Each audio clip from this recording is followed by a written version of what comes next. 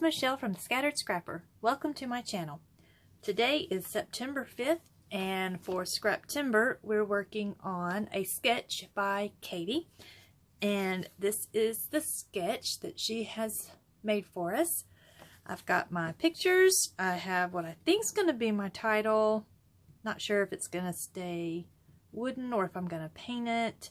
Got some papers picked out, and I think I'm going to be using this tree here on this chipboard. I've got all the rest of my kit over here to the left of me. So let's get started. I went through my Colors of Autumn paper pad to find the papers that I wanted to use, and what surprised me is this was one of the first papers that I gravitated toward. I didn't think that I would find this particular paper to be easy to use, but I love how it looks backing these photos. And here I realize that my square pictures are not the same size. So they're not gonna be able to be put on my paper all in a line like I wanted to do. So I end up having to cut each of these out individually, but I get them all backed, and I just think that that touch of brown wood grain with that touch of gold peeking out from behind them is so pretty and helps them to stand out a little bit from this busy background. And this is quite a busy background. So here I'm kind of trying to put my pictures on the way that the sketch has, but I didn't like exactly how they looked, so I decided to just kind of keep fooling with them. And there I was trying out that big Happy Fall wood veneer to see if I in fact did want to use it for my title, because I like the idea of the title being right in the middle of that group of 4 photos, and I think it looks great. In fact, I don't even color it. I just leave it as the natural wood, which I really thought I was going to paint it. But I do think that it really stands out well against these pictures. Now, when it comes to very busy backgrounds like this one is, what I tend to do is grab just some cheap acrylic paint. And in this case, I'm going to be getting out some white acrylic paint. I can't even remember where I got it. It could have been from the dollar store. I don't even know. But oh, well, that's why I was marking where my photos sit on the paper, because eventually I'm going to get that white acrylic paint out. But I also realized that with backgrounds like this that just have a lot of busyness going on behind it, I kind of like to corral it and back my layout with another piece of paper that's a little darker, so it kind of defines the area. And so that's what I did. I pulled out my paper pad because I was thinking about using the blue piece of paper from the paper pad, but then I'm like, oh, I really like that pattern. I don't want to cover it all up. So I went into my stash of cardstocks and pulled out 3 different blues so I could pick out which one I liked the best. And this is the one that won out. Let me see. I still have that branding strip right here. And don't mind me trying to trim off the sides. You know, we all know I don't measure very well. But anyways, it's a basil cardstock called Arctic that I'm using to back my layout. And usually I back my layout at the very end because I don't realize I want to until the end. But this time around, I caught it in time. So here I am pulling out the paint, and I'm going to speed this way up. I do not move that fast.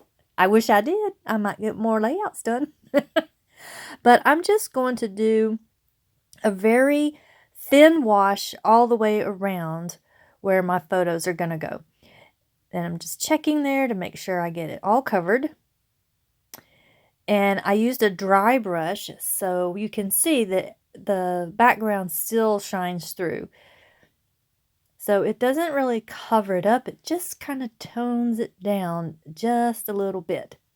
And I'm not waiting for it to dry because it's so thin, it pretty much dries not really instantly, but just about. So I get my pictures down in the middle where I want them. And now I'm going to go ahead and put this down on the backing. That will help my paper to not warp too much because since the paint is wet and there's no gesso or anything like that on the paper, it does tend to want to wrinkle a little bit, and you can kind of see that on the back there where it has gotten damp is where it kind of wrinkles some, but having it on this blue cardstock helps keep it nice and flat.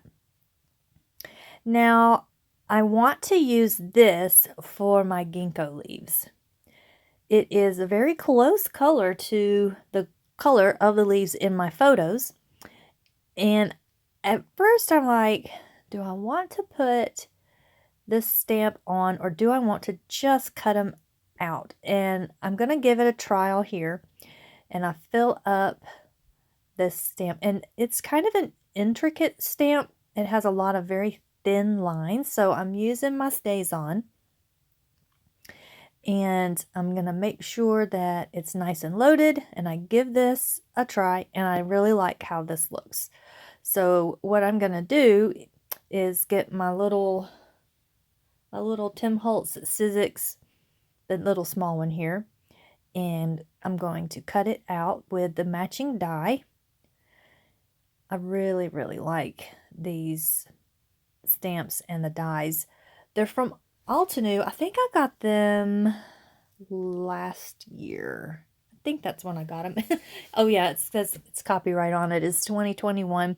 And I got it because ginkgo trees are my older daughter's most favorite tree.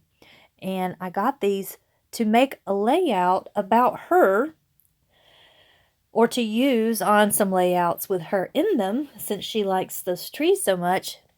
And I have yet to do it. I will. It will get done. But today I'm going to use it on a layout about actual ginkgo trees. And there you can see how it cut out. So I just went ahead and stamped and cut out a whole bunch of different sized ginkgo leaves. And did not make y'all sit and watch all that. And now I'm just going to start putting them around my layout. Now, this particular sketch has my most favorite way of decorating, and that is on a diagonal.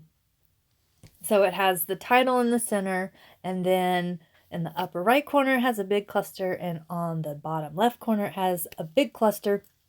And I am so embracing that because diagonal is my favorite.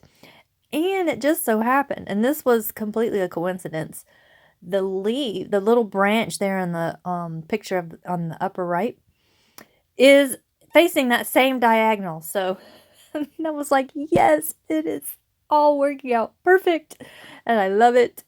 And I'm so excited how nicely that happy fall just fits right in the middle there. So I'm just going ahead, and I end up using up all of my ginkgo leaves and branches, and I get them situated where I want them to be. And I have pulled out that chipboard tree there, and I like it, even though it's probably not supposed to be a ginkgo tree. It's the same color, so it works perfectly. And one thing that I find interesting about the ginkgo trees is how the leaves are on the branches. So they don't really look like a really full tree like you would think of, like a maple tree being really full, but it looks all like a bunch of lines that you can see in that upper right or the upper left picture, how it's just kind of spindly. And the one on the bottom right is a bunch of trees together, so it makes it look much more full than they really are. They are very interesting trees. And they turn the most beautiful yellow in the fall. So I've got in that bottom left corner a picture of the ginkgo tree leaves mixed in with, I think, some oak. I think that's what's on there. I'm not really good at identifying leaves or trees for that matter, so there's no telling, but I think those are oak leaves that the ginkgo leaves are mixed in. And then I'm just going through these die cuts to see if there's anything I want to use. So I found that circle that says fall leaves. So of course I had to use that one. And then I kind of struggle finding something to go in the upper right corner. I would like to echo the circle that's in the bottom left. So I keep trying these, but none of them really seem to go. I mean, I could use some. They would work in a pinch, but I'm not really happy with it. So I've got that circle that's sitting there right now with the flowers on it, but it doesn't stay there. I finally find something else that's going to go there. And I did pull out these two little tabs here, or label, I guess, label die cuts. And I have this word die cut that says sweater weather. And I kind of set it off to the side because I'm not really sure where I want to put it. I was originally going to put it down there with one of those labels, but since I'm using two labels, or whatever, yeah, labels, I'm using the two, I just go ahead and set the words aside, and I'll find something else to do with them in a little bit. So now I'm like, well, I probably need to start gluing some of this stuff down because they don't just magically stay where I want them, even though that would just be so helpful. If once I decided that that is exactly where I wanted it, it would just stay there. But no, I have to glue them down. So I'm going to go through and glue everything in its place. And I got a little bit too much glue there, so it can share with another die cut. So get that tucked in. And I'm still wondering about that upper right corner because you can see I've already taken that circle off that had the flowers on it because it doesn't go. And I've got these two sticker sheets that I got from that fall, that big Echo Park package that they had at Tuesday Morning a few years ago, or last year. I don't know. My years just kind of run together, especially these last couple of years. But I had gotten the fall pack that had 10 sticker sheets in it, all related to fall, and these two are the ones I thought really went the best with the mood and feel of this paper pad that I'm using. And I end up pulling a lot of, well, not a lot, but a good amount of stickers from one of them.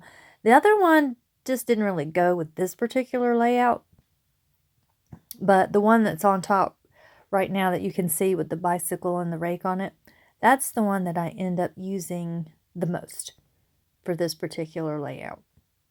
I think I try a sticker from the other one, or maybe I just look at them.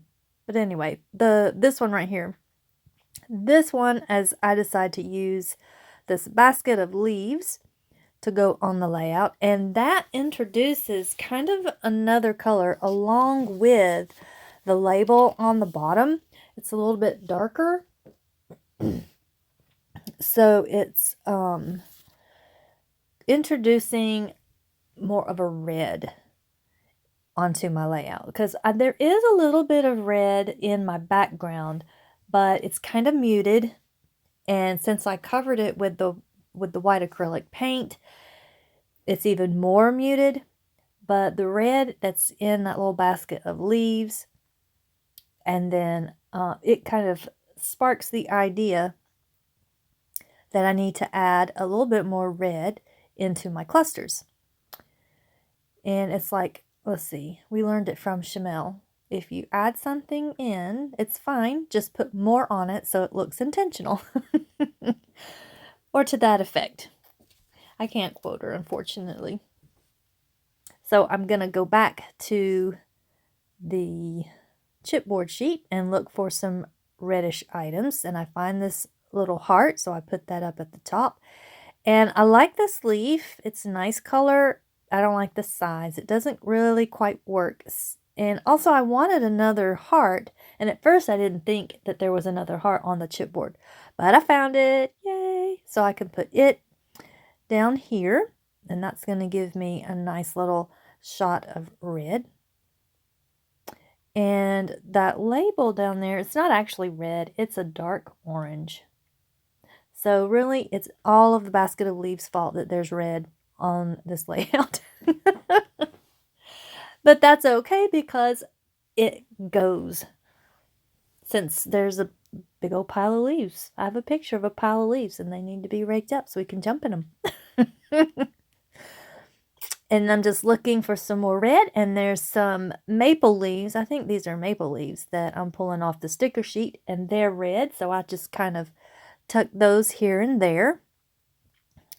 Found another one, put it there, and I'm needing one more to go down in the bottom, and I put that little bitty one beside the two labels, and then I tuck that one behind my tree there. And now I'm going through the rest of the items that I have in this little kit that I put together, and I'm trying to decide what color enamel dots I want to use. And I find these, it has different colors of oranges and creams on it actually. And since I have these chipboard hearts, oh, I'm sorry for that. I thought I had my phone on silent. Okay. Since I have the chipboard hearts, I decide to use the little hearts that are on the side of the enamel dots. And actually, now that I'm looking at them in real life and not on my little tiny screen, they look a lot darker on the screen than they are in real life. It's called Warm and Cozy. It's the Altenew enamel dots, and they are oranges, not red. Excuse me. Now, this spot up here kind of bothers me because it is white, because I'd put the white acrylic paint down. It looks a little barren now because you don't see the leaves as brightly through it. So I'm thinking I need to put something there, because it also looks like it's this little shelf, since the left picture is up a little higher than the one on the right. So I'm going to go through a bunch of things, and I think this November would have been fine. I really, really like this chipboard, and I hope to use it in another layout because it's really pretty. But I think it's too big. It's just a little bit too much. But also, I want to put some words up there because I have words in the bottom where it says fall leaves. I have words right in the middle where it says happy fall. And now I've got, I still have that die cut that says sweater weather. So I'm going to go through the die cuts, and it's a little bit too small, I think, initially by itself. I know it kind of disappears. So I'm thinking I'll put a label up here, but I don't really like how that looks. So I'm going to put all that away, and I think, well, instead of trying to find something to layer it on top of, I will just go around the edges. So I get my Distressed Oxide ink and Spiced Marmalade and go around, and that helps it kind of stand out a little bit more. And I'm going to go ahead and put that down, and I really like how that fills up that spot, and it puts words in all three places of my diagonal. And you would think I would be done by now, but no, there's more. We have to put more. And since there was gold around my photographs, I have to put gold splatters down. So I get out my tiny little bottle of Heidi Swap Color Shine. Yay, I have it in front of me so I can read it and not call it Heidi Shine. I put that on, so if we have gold behind the pictures, and now we have gold splatters.